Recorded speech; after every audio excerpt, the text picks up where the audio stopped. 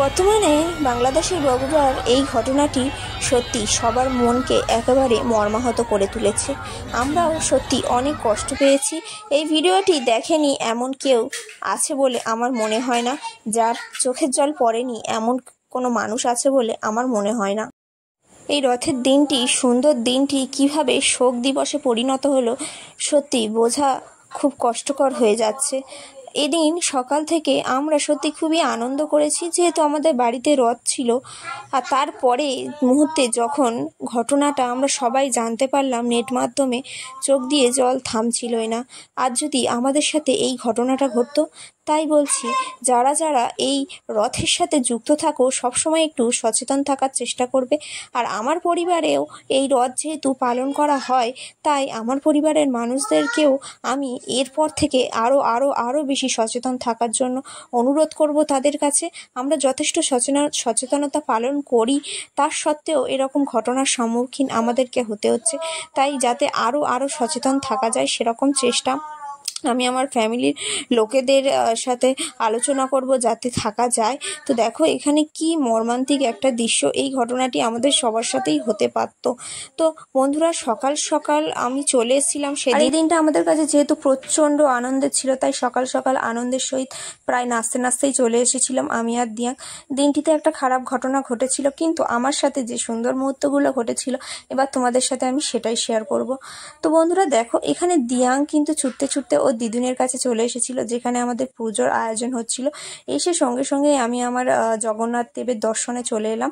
যেহেতু আমি বাড়ি থেকে একদম পরিষ্কার পরিচ্ছন্ন হয়েই এসেছি, শুধু একটা গাড়ি 5 মিনিটের গাড়ি পাল্টিয়ে এসেছি, তাই আমি সঙ্গে সঙ্গে এসে ঠাকুর ঘরে প্রবেশ করে গেলাম। তারপর ঠাকুর দেখে, পুজো দেখে রান্নার দিকে একটু গিয়েছিলাম। জ্যাঠামা যেহেতু অনেক কষ্ট করে সকাল থেকে রান্না করছিল, তাই ওনার কাজে একটু হেল্প করতে গিয়েছিলাম। তারপর দেখো এখানে ব্যান্ড পার্টিরা বাজনা বাজাতে শুরু করে দিয়েছিল। ওরা বাজনা বাজিয়ে আজকে সকালবেলা সমস্ত গ্রামবাসী বৃন্দকে ঘুরে ঘুরে নিমন্ত্রণ জানাবে।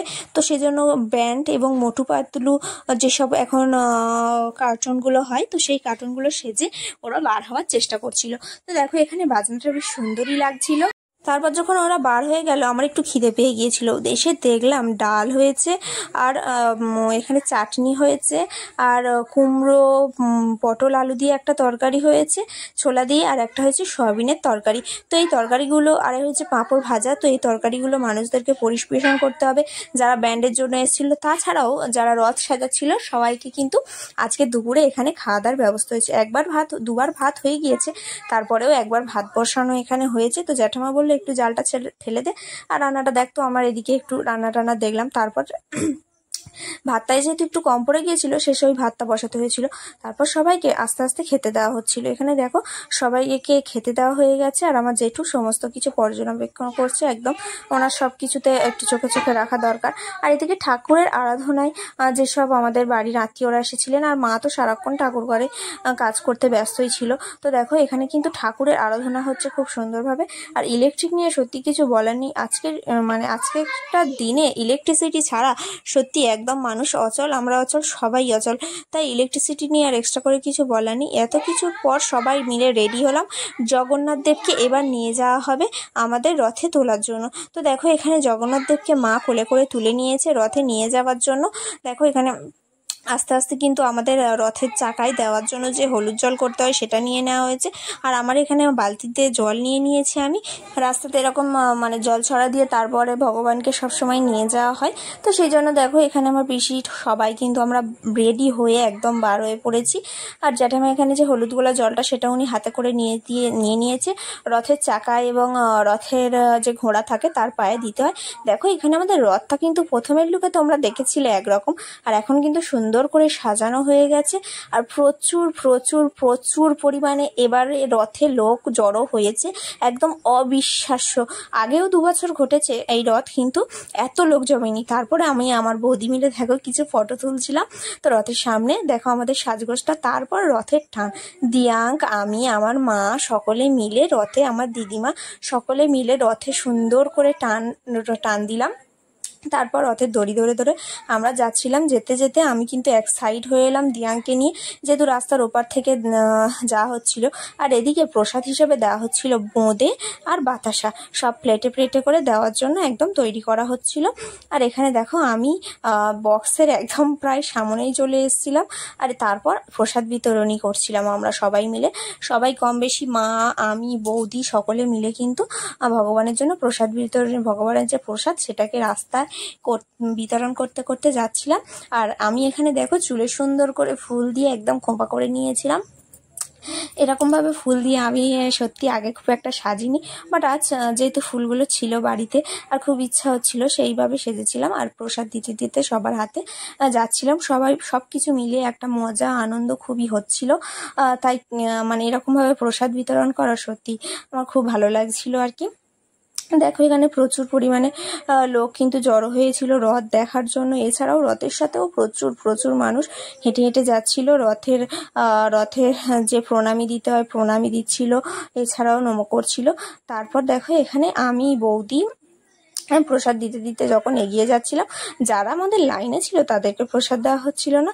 তারপর বৌদিকে বললাম তুমি একটু নাচো, তাই বৌদি একটু নেচে দেখাচ্ছিল। যেহেতু বেশি নাচানাচি করা এখানে সম্ভব নয়, প্রচুর লোক আছে আর বাড়ি যেহেতু রথ, তো আমরা এখানে নাচানাচিটা একটু কমই করছিলাম। আর যেহেতু আমার শ্বশুর বাড়িও খুব কাছে, তো যাই পারে হোক সবাই মিলে এখানে এসে আমরা হাঁটাহাঁটি করছিলাম। তারপর চলে এলাম আমার দিয়াঙ্কের স্কুলের জায়গাতে, তোমরা সবাই জায়গাটা চিনতে পারছো। তো এখানে কিন্তু রথ এসে বেশ খানিকক্ষণ থাকে। এখানে আমাদের ভোগের, খিচুড়ি ভোগেরও ব্যবস্থা করা হয় এখানে জলঘাটা মিলন মন্দির তরফের থেকে।